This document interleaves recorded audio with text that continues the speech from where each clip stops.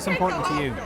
Well, it's important to me because as a transgender person, I currently am recognised as female in this country, which means technically I could walk into a church tomorrow and marry a man.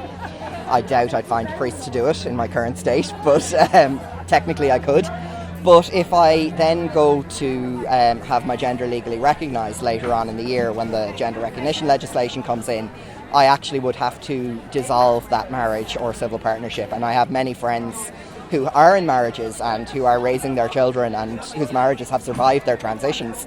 And they are now in the position where they have to choose between being recognised in the gender that they're living.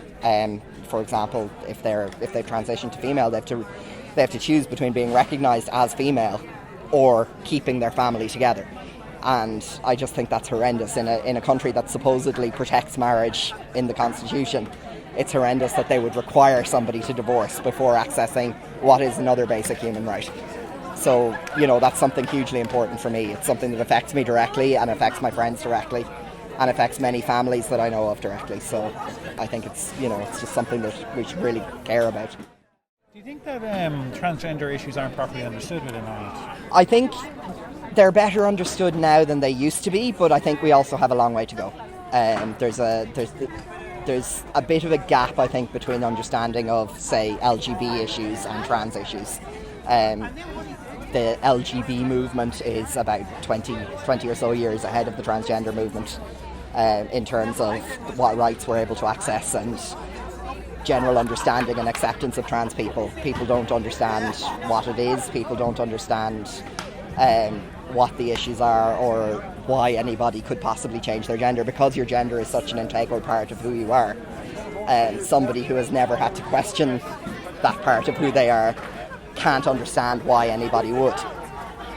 So I think it's a difficult thing to explain, but it is something that is really necessary. I mean, for me, when I transitioned, it was a choice of transitioning and living a healthy, happy life as male, or killing myself. That was my option.